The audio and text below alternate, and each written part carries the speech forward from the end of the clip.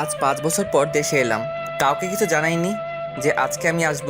আসলে গত সপ্তাহে আমার গ্র্যাজুয়েশন কমপ্লিট হয়েছে আর ভিসা কাল হাতে পেয়েছি, তাই সবাইকে সারপ্রাইজ দিব বলে আর জানিয়ে আসিনি। কিছুক্ষণ আগে দেশের মাটিতে পা রাখলাম, তাও আবার 5 বছর পর।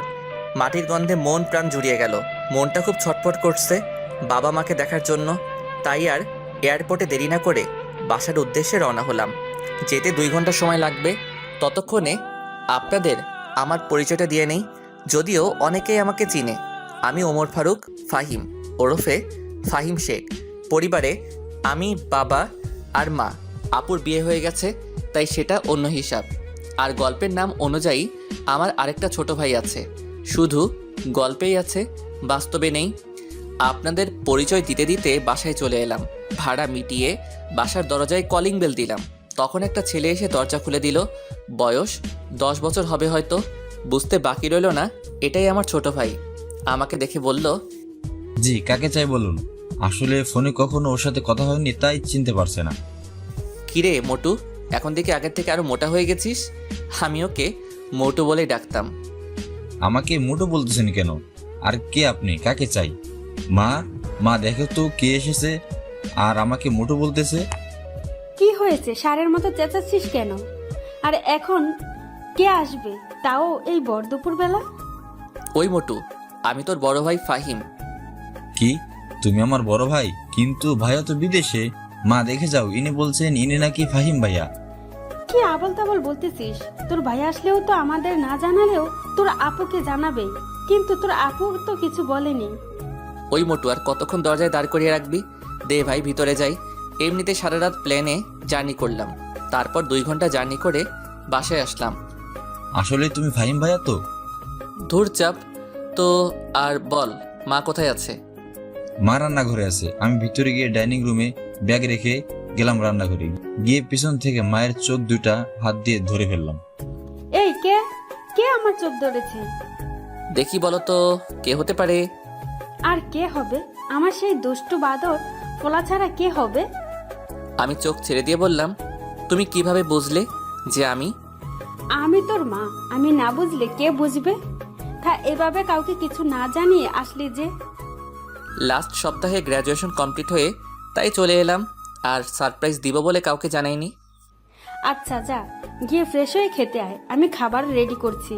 আর তোর বাবাকে কল করে আসতে বলছি। আচ্ছা বলে ফ্রেশ হতে চলে গেলাম। ফ্রেশ হয়ে খাবার টেবিলে চলে এলাম। এসে দেখি বাবাও চলে এসেছে। আমাকে দেখে বাবা বলল, তা সায়েন্টিস্ট দেশেই কি গবেষণা করবেন নাকি আবার আমেরিকা চলে যাবেন? এটা কি হচ্ছে? আসতে না আসতেই যাবার কথা বলতেছো? আরে এমনিতেই বলতেছিলাম। আমেরিকার একটা গবেষণাগার থেকে অ্যাপয়েন্টমেন্ট এসেছে, ভাবতেছি কি করা যায়। তা বাবা, এখন তোমার শরীরটা কেমন আছে?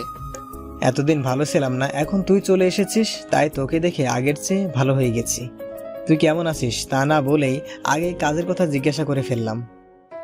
আরে এটা তেমন কিছুই না। ভাবতেছিলাম বিকেলে একটু বের হব, কারণ অনেক বছর পর দেশে এলাম, তাই নিজের এলাকাটাকে আবার নতুন করে দেখব। আজকে না, কালকে যেও সকালে। আজকে এমনিতে অনেক জার্নি করে এসেছো। আচ্ছা ঠিক আছে। কথা বলতে বলতে দুপুরের খাবার শেষ। তারপর বিছানা ছেড়ে উঠে ফ্রেশ হয়ে নিচে নামলাম। তখন মা এসে নাস্তা করতে দিল। তখন শিওর হলাম যে এখন সন্ধ্যা। তারপর নাস্তা করে বের হলাম। অনেক বছর পর সেই চিরচেনা শহরে বের হলাম। এখানের অনেক কিছুই পরিবর্তন হয়েছে। আমার ছোটবেলার অনেক বন্ধুরা এখনও এখানেই থাকে, কিন্তু শহরের অনেক পরিবর্তন হওয়ায় তাদের ঠিকানা খুঁজে পাচ্ছি না। তাই আর আজকে কারোর সাথে দেখা করতে যাব না। কিছুক্ষণ ঘোরাঘুরি করে বাসায় চলে এলাম। ভাবতেছি আবার যাওয়ার আগে পর্যন্ত বাবার ব্যবসা দেখাশোনা করব। তাই রাতে খাবার টেবিলে বাবাকে বললাম, বাবা, ভাবতেছি আমিও কাল থেকে অফিস যাব, যতদিন দেশে আছি। আজকে তো মাত্র দেশে আসলি আর কাল থেকে অফিসে জয়েন করার কথা বলতেছিস? তো কি হয়েছে? এমনিতেও বাসায় একা একা ভালো লাগে না। ভালো না লাগলে বিয়ে করে ফেল, লেখাপড়া শেষ করে ফেললি, আর ভালো একটা চাকরিও পেয়েছিস। মা, আমি আসতে না আসতে তুমি আবার বিয়ের জন্য উঠে পড়েছো। এমন করলে কিন্তু আমি আগামী সপ্তাহেই চলে যাব। আরে থাক না, কিছুদিন যাক, তারপর না হয় এই বিষয়ে আলোচনা করা যাবে। তা ফাহিম, সেখানে কি তোর কোনো পছন্দের কেউ আছে নাকি? যদি থাকে তাহলে আমাদের ঝামেলাটা কমে যাবে। ধুর, আমি থাকবোই না এখানে। আগামী সপ্তাহেই চলে যাব। আসলেই কি তুই চলে যাবি? আচ্ছা ভাইয়া, তুমি বিদেশ থেকে কি কি এনেছো সেগুলো তো দেখালে না, আর আমাকে দিলেও না। যা, ভুলে গেছিলাম। খাওয়া শেষ করে দিচ্ছি।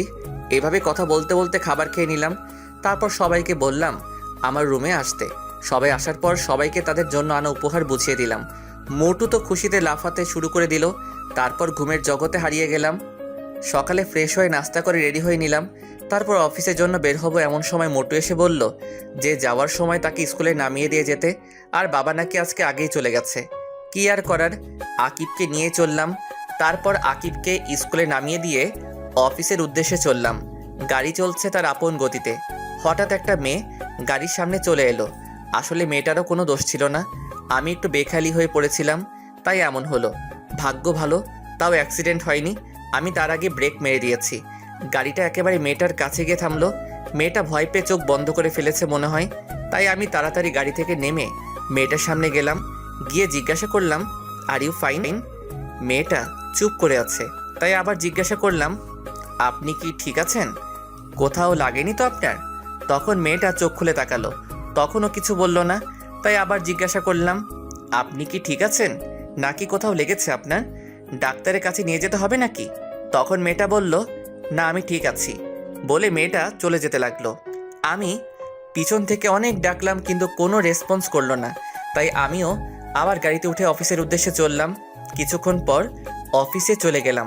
সেখানে গিয়ে দেখি খুব সুন্দর করে অফিস সাজানো, আর সবাই ফুলের তোড়া নিয়ে গেটে নিয়ে দাঁড়িয়ে আছে। আমি গাড়ি থেকে নামা মাত্রই সবাই একে একে এসে আমাকে ফুলের তোড়া দেওয়া শুরু করলো, সাথে স্বাগতম প্লাস অভিনন্দন জানাচ্ছে। এইসব শেষে বাবা এসে বললেন কি হলো, তোর এত দেরি হলো কেন?